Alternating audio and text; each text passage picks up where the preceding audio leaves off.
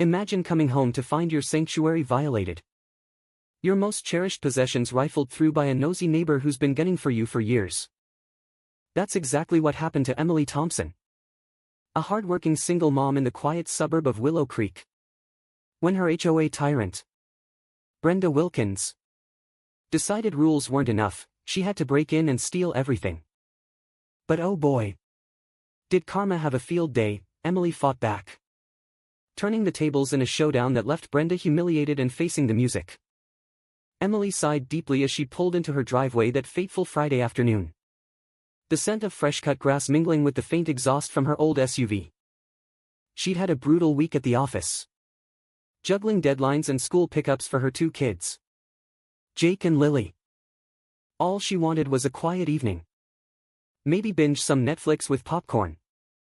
But as she approached her front door, something felt off. The lock was scratched, and the welcome mat was askew. Her heart skipped a beat. What the heck, she muttered, pushing the door open with a creak that echoed like a warning bell. Inside, chaos reigned. Drawers were yanked open, spilling papers and photos onto the floor like confetti from a nightmare party. The air carried a stale, intrusive perfume, Brenda's signature floral overload.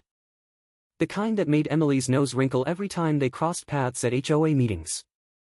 Emily's breath hitched. Her grandmother's antique jewelry box was gone from the mantel, along with the kids' college fund jar stuffed with crumpled bills. Rage bubbled up, hot and unyielding. Who could do this? But deep down, she knew. It had to be Brenda, the self-appointed queen of the neighborhood, who'd been harassing Emily for months over petty violations like her fence being an inch too high or her recycling bins not perfectly aligned. Brenda Wilkins wasn't just any neighbor, she was the HOA president, a title she wielded like a scepter in her quest for control. With her perfectly coiffed hair and judgmental stare, she'd fined Emily twice already for unsightly garden gnomes, harmless little statues the kids loved. Rules are rules, dear, Brenda would say with that saccharine smile. But Emily saw the glee in her eyes. It was personal. Brenda had once confided at a block party, after too many margaritas, that she envied Emily's independence. Her cozy home filled with laughter while Brenda's mansion echoed with emptiness from her failed marriage. Jealousy festered into obsession. And now, this? Breaking in? Emily's fists clenched, the betrayal stung like a slap. As Emily tiptoed through the living room, her socks muffling the crunch of shattered glass from a broken picture frame, she heard a faint rustle from the kitchen. Her pulse thundered in her ears, thump, thump, like a drumbeat urging her forward. Peeking around the corner, there she was, Brenda, bent over the pantry, stuffing Emily's emergency cash stash into a designer tote bag. The audacity! Brenda's face was flushed, sweat beading on her forehead, her manicured nails scraping against the shelves. Gotcha, Emily whispered, her voice trembling with a mix of fear and fury. Brenda whipped around, eyes wide as saucers. Emily, I was just checking for violations. Your pantry's a mess, it's against code, she stammered. But the lie hung in the air like smoke from a bad fire. Emily's laugh was bitter, echoing off the walls. Violations? In my own home? You're stealing my stuff. Brenda! What kind of monster are you? The words flew out, sharp as knives. And for a moment, the room fell silent except for the distant hum of a neighbor's lawnmower. Brenda straightened up, clutching the bag like a shield. You don't understand. This neighborhood needs order. And you're always flouting it. I was confiscating hazards. Her voice cracked. But there was that familiar entitlement. The one that made Emily's blood boil. How dare she? Emily grabbed her phone from her pocket, fingers shaking as she dialed 911. Police? Yes. There's an intruder in my house. She's stealing everything.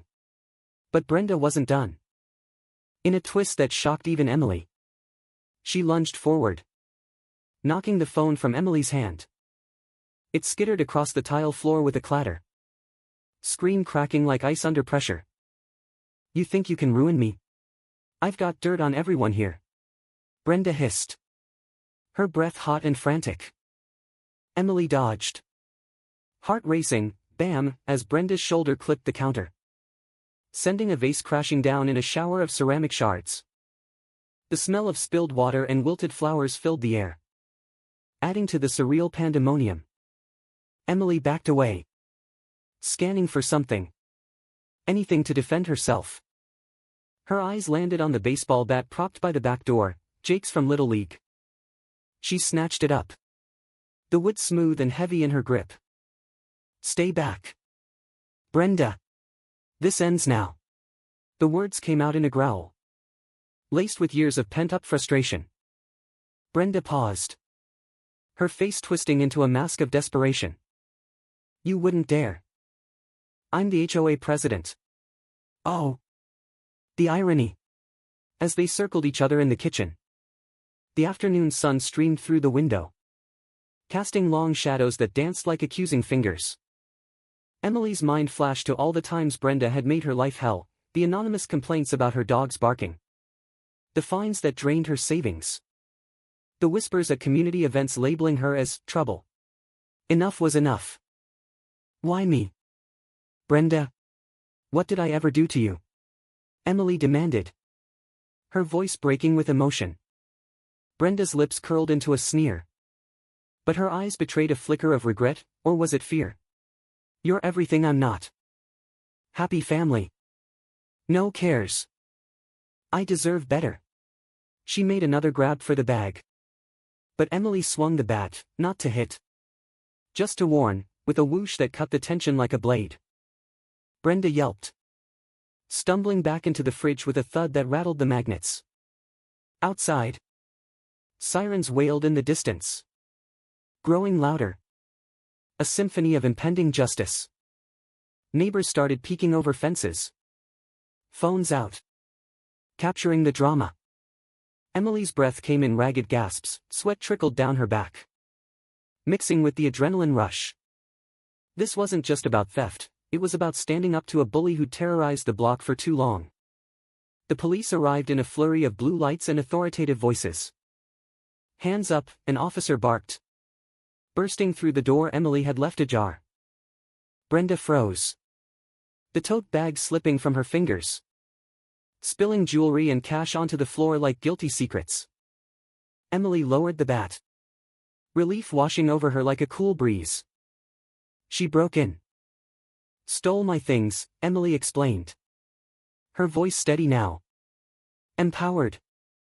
As the cops cuffed Brenda, reading her rights in that monotone drawl, the neighborhood watched in stunned silence. Brenda's protests echoed, "This is a mistake. I'm the victim here." But no one bought it.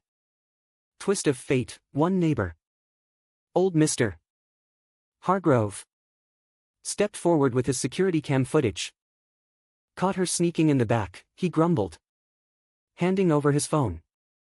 The video showed Brenda jimmying the lock, glancing around nervously like a thief in the night. Brenda's face crumpled as reality hit. Her reign of terror was over. The HOA board, alerted by the commotion, held an emergency meeting that very evening.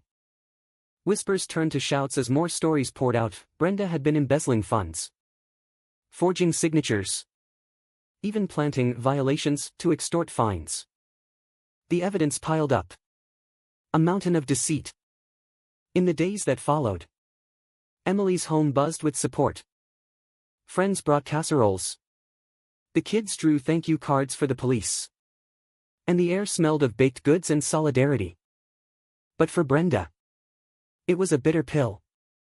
Charged with burglary and fraud, she lost her home to legal fees, her reputation shredded like confetti. Divorced and alone, she moved to a dingy apartment across town, a shadow of her former self. Emily stood on her porch one crisp morning, sipping coffee, the steam curling like hopeful dreams. The neighborhood felt lighter, freer. Justice isn't always swift, she thought. But when it hits hard. And as the sun rose higher, painting the sky in golden hues, Emily smiled. Standing up for what's yours. That's the real power. It inspires us all to fight back against the Karens of the world, reminding us that karma doesn't forget, and neither should we. But wait. There's more to this tale. Because life loves a good sequel. Months later, Emily ran for HOA president herself. With a platform of fairness and community. She won in a landslide. No more petty rules, instead. Block parties and support groups flourished. The twist? Brenda tried to sue from afar, claiming defamation. But the judge tossed it out with a chuckle. You reap what you sow, he said, banging the gavel like a final nail. Emily's kids thrived. Jake hitting home runs with that same bat. Lily planting flowers in the yard without fear of fines. The scent of blooming roses replaced the stale perfume of intrusion. Sighs of relief became laughs of joy. And every time Emily looked at her grandmother's jewelry box, safely back on the mantel, she felt a surge of pride. Who knew protecting your property could change everything, she often mused. The community rallied, sharing their own Brenda stories around barbecues. The crackle of fire mirroring the spark of unity. One neighbor confessed. She fined me for my Christmas lights being too bright. Can you believe it? Laughter erupted, healing old wounds. Emily's journey became a beacon. Don't let bullies win. Fight with heart, evidence, and a dash of courage. As for Brenda, last heard, she was working a dead-end job, regretting her choices in the quiet of her solitude. No more power plays, just echoes of what could have been. The climax? Emily's speech at the annual meeting. We've turned the page. Let's build a neighborhood where everyone belongs. Applause thundered. A sound sweeter than any victory bell. In the end, this wasn't just about theft, it was about resilience. Emily protected more than property, she safeguarded her spirit, her family's future. And that, folks, is the ultimate win. So next time a Karen crosses your path, remember, stand tall, speak up, and watch justice unfold. It's inspiring, isn't it? Makes you think, what would you do?